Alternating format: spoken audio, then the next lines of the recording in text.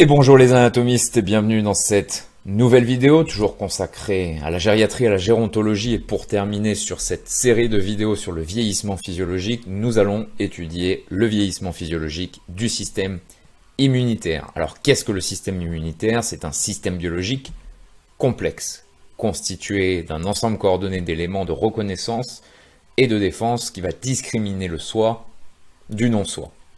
Pour donner une autre définition, c'est un ensemble de cellules dont le rôle est de défendre l'organisme contre les infections, et nous aurons l'occasion d'en parler sur un cours sur la physiologie du système immunitaire.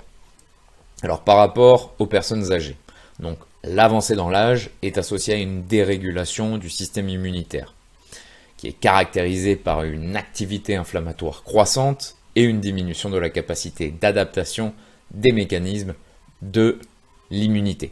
Alors ce vieillissement du système immunitaire, qu'on pourrait appeler l'immunosénescence, se traduit notamment par une augmentation des incidents inflammatoires et infectieux, une réponse moins efficace à la vaccination et un développement accru de certaines maladies, comme le cancer, le diabète et les maladies auto-immunes.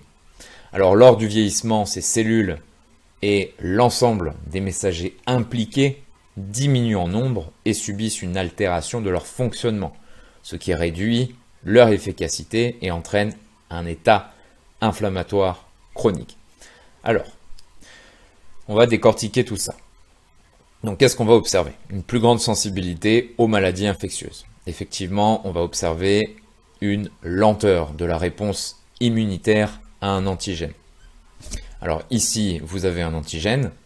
L'antigène est une macromolécule naturelle ou synthétique qui, reconnue par des anticorps ou des cellules du système immunitaire d'un organisme, ici vous avez tout un tas de cellules que nous aurons l'occasion de décrire dans de prochaines vidéos sur la physiologie, comme je disais, sur le système immunitaire d'un organisme, est capable de déclencher chez cet organisme une réponse immunitaire, une réponse de combat. On va noter, après cette lenteur de la réponse immunitaire à un antigène, ce qu'on appelle une immunodéficience, qui est relative et qui est une incapacité de produire un complément normal d'anticorps, donc je vous remontre l'anticorps, ou de cellules T, on aura l'occasion d'en parler, sensibilisées immunologiquement en réponse à des antigènes spécifiques. On pourra noter également une augmentation de l'incidence des tumeurs chez les patients gériatriques, avec, alors qu'est-ce qu'une tumeur? C'est une augmentation du volume d'un tissu, ici vous en avez une représentation, sans précision de cause.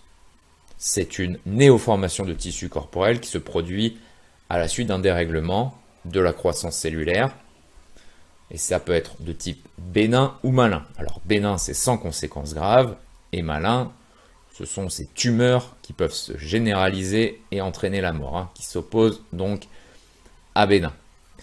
Chez les personnes âgées, on pourra noter également une relance des maladies infectieuses. Deux exemples, la tuberculose et l'herpès zoster. Alors la tuberculose est une maladie infectieuse causée par la bactérie Mycobacterium tuberculosis, qui est contagieuse avec des signes cliniques variables. Ici, on voit une radiographie du thorax d'un patient avec cette tuberculose pulmonaire, mais ça va atteindre plusieurs systèmes.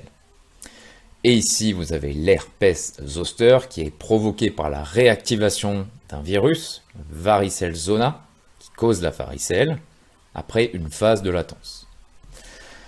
On va noter également une altération de l'immunité cellulaire. Alors l'immunité cellulaire ou immunité à médiation cellulaire est l'immunité adaptative dans laquelle les lymphocytes T, cytotoxiques, vont jouer un rôle central. Alors les lymphocytes T cytotoxiques, c'est une catégorie de leucocytes qu'on appelle dans le langage courant les globules blancs.